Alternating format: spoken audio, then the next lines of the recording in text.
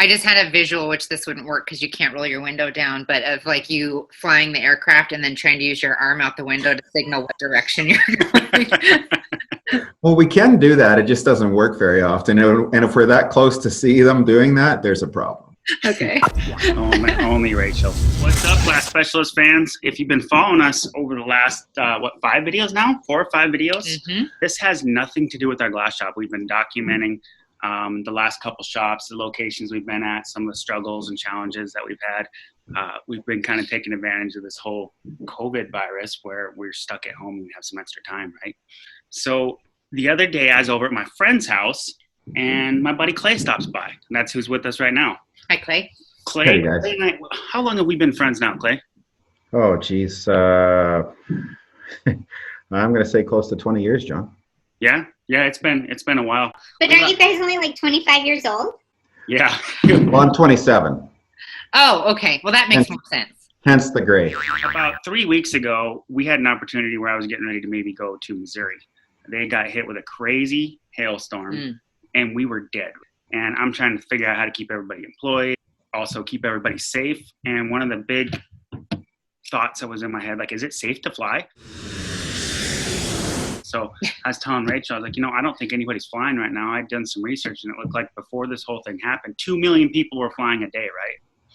And at the time that I was looking into this, there was like 100,000 people. So I'm a numbers guy, and I'm thinking, that means there's only like a couple people on every plane. It's got to be safe to fly. We ended up not going. I saw Klay the other day, man. I just nailed him with questions. I was like, what about this? What about this? What about this? Just give us some background on you, like your experience, the history on you flying, etc. Well, I fly for a company called Air Canada. We're the largest carrier in Canada. We have various types of aircrafts, everything from Airbus 320s, 330s, the Boeing fleet, the 37s, the 767s, 787s, 777s, which are called 777s. I currently fly the 787. I've been on it for about 3 years. Before that, I was on the 767 for 10 years, I guess, before that. The size of the aircraft is approximately 300 people, give or take, depending on the configurations of the aircraft. Wow. I mostly do international travel. Everything that we're going to be talking about is, I want to be clear, this is my own personal opinions on it. It is not coming from the company. It has nothing to do with company policy or anything like that. This is just my own personal opinion, so I want everybody to know that. So if I misspeak, it's purely a mistake on my part. So. Or the pressure we're putting you under. I know, right? Yeah. One question I have that's completely unrelated to the COVID deal is, we did some traveling last year. She loves to travel. I'm not a big traveler. And man, when we get back, I've got the jet lag. It seems like it takes me a day to reset. And you're going like all the way around the world. Is that something you get used to? You never totally get used to it. You just get used to managing being tired. Oh. So that's parenthood, motherhood. Parenthood. Exactly the same. The only difference is when I want to go to sleep, I can. However, Savvy usually keeps you awake whenever you want to go to sleep. You win on that one, Klay. And I guess and I'm not sure you can talk about it or not, but you flew one of the Patriot flights. Is that something you can tell us about? Yeah. What we did is when the COVID-19 hit, basically all the citizens wanted to get back to U.S., to Canada, to basically their home country of origin. I flew a couple of the repatriation flights. The most recent one that I did was, I guess, to Australia, down to Brisbane. And basically, we took a whole bunch of the Aussies back to Australia so they could be home during this crisis. And then we were absolutely full on the way back, coming back into Canada so people could get home. That way they could at least be home with their loved ones and also be in their country of citizenship. That's great. Wow. And they would go on vacation and they were planning on, being gone for a week. And next thing you know, they're gone for 2 months, don't know when they're going to come back. So I bet they were pretty excited to get Oh my gosh, yeah. Yeah, we were absolutely full on the way back. I bet it was emotional for a lot of people. We had to, make sure that all of our clients had everything that was available so we could fill the airplane and get as many people home as we could. Wow. Usually we have layovers just to rest and everything. And then what we ended up doing was double crewing the aircraft. We basically went down there, turned around, and came right back. So I was in the air more than actually I was on the ground for 2 days. Wow. How crazy. You're still flying regularly now? Not regularly, John. We're actually just waiting for our May schedule to come out. I just finished at the beginning of the month, end of last month, beginning of this month is when we did the repatriation flights. We're also doing medical emergency flights. We're bringing pallets full of ventilators, masks, stuff like that, because the hospitals can't keep up. So they basically stripped a lot of the larger aircraft, the 787, the 777, and reconfigured them into full cargo aircraft. So are you flying those supply planes? Is that what you've been doing? Yes, we will be. You still get on the intercom and say, "All right, pilots, we are reaching." The good part is they don't complain when we hit turbulence. Oh, I bet. Side story, the worst thing when flying for me is when sitting near a pilot and you're hitting turbulence and the pilot that's sitting with the rest of you is like, "Oh, this isn't good. They must have lost control of something." Oh, and you're just like, Stop! We're already freaked out. You're making it worse for everyone. I would never do that to you, Rachel. Oh, yeah, right. Okay, so, I mean, that's a lot of changes that you've just listed already. When you do, so for the current schedule or the May schedule, when you are flying people, or how are things changing in that sense to keep people safe? That's the biggest question, I think. Well, right now, basically the whole aviation industry has been decimated by 95%. So 95% of the flying and the destinations are totally shut down. There's only, I think it was 3% of the sun destinations are actually open right now. As far as safety issues go, obviously nobody can see where the virus is or figure out what it's on or what it's not on. We have been given masks with the correct filters and so forth. We are very much encouraged to wear them. It's not a mandatory thing. Gloves to wear as well. The flight attendants who are dealing more with the public than we are, we're up front behind a locked door. They're gloved up, they're masked up. That's hard to say. They've been passing out sanitization wipes, one of those little packets that you rip open, and then it's like a tissue, but it's got all the sanitization stuff on it. A lot of the other airlines, including ourselves, have a very limited amount of food that they can give to the passengers. It's very difficult on the passengers, but it's for their safety, of course.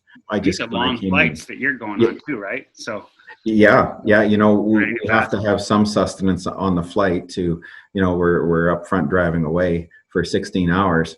So we do need some kind of sustenance to keep us, our bodies functioning. So we do have meals that are prepackaged. Some of them are in plastic bag, I guess it would be the easiest way, that's sealed. So that way they can the flight attendants can hand our passengers a plastic bag with a certain amount of food in it. It's nothing like they normally get on board. Okay. But this way it's encapsulated so they're not touching it, and it hasn't been touched by 17 people by the time it gets on the aircraft. Our grooming staff coming on the aircraft, they're wiping down all the seats. They're wiping down the armrests, the table trays, the TV screens, windows, stuff like that, trying to eliminate as much as they can for surfaces that people touch or are in constant contact with. They wipe down the bathrooms. The bathrooms have a full clean before everybody gets on.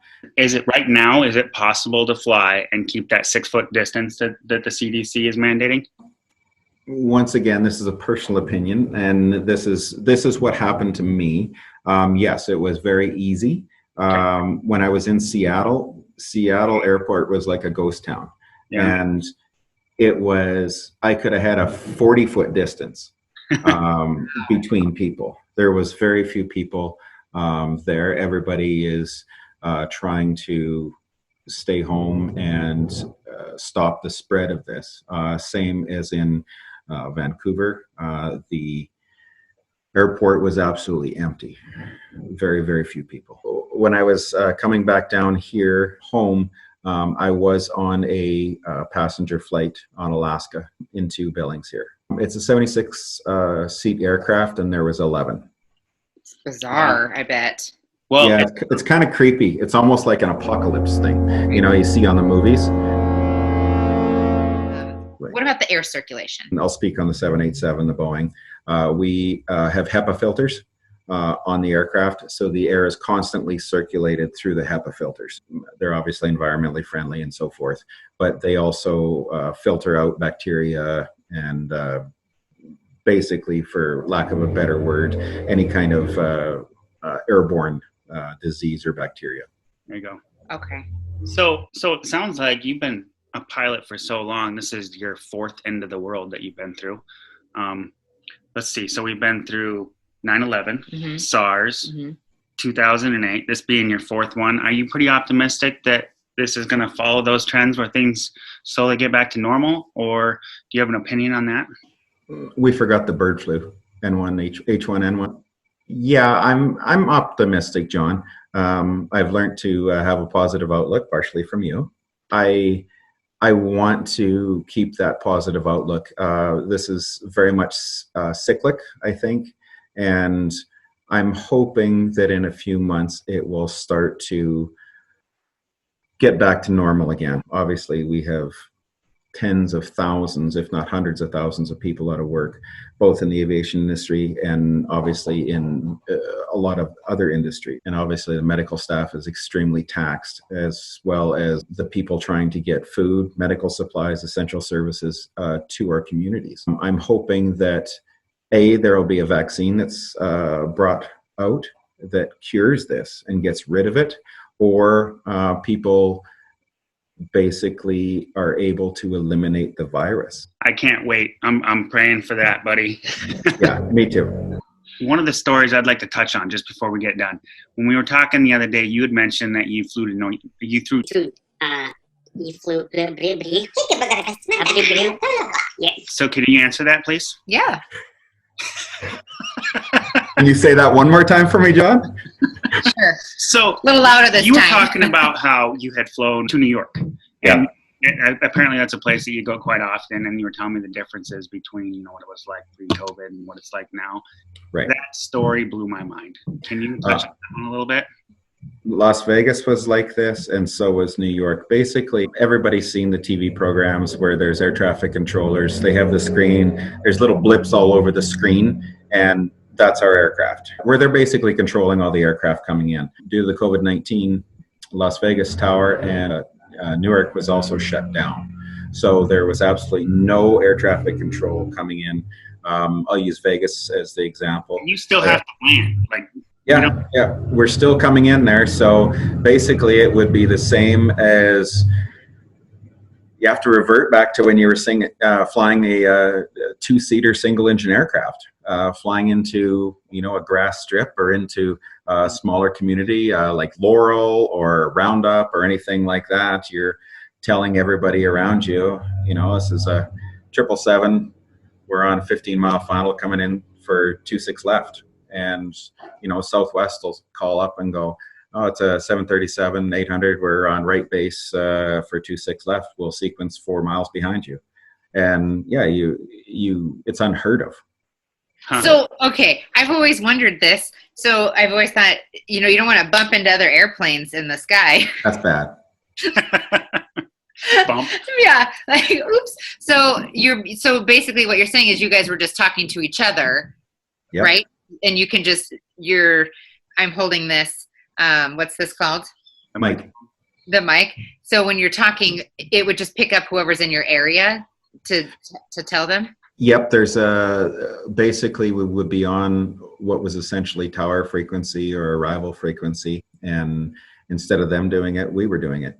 That's amazing. Wow. Yeah, we have screens on the aircraft which are able to pick up the other aircraft in our vicinity, so we can see where everybody else is, provided they have certain equipment on their aircraft. and it was very interesting. Well, this has been really fun. Do you have any other questions? I don't, but I'm super grateful for you doing this with us, Klay. Yeah, thank you. Yeah. For everybody that's following us, if you're not following us, hit the subscribe button. What that does is that gives you a little ding every time we put up a video, so you can watch Rachel and I doing our thing.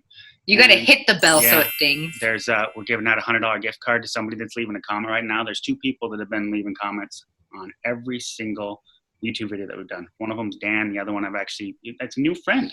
You have a new friend. The Wake Man. Yeah, he's got like 5 million videos on how to do awesome tricks on wakeboards and do it your own, like DIY videos. So that's pretty cool.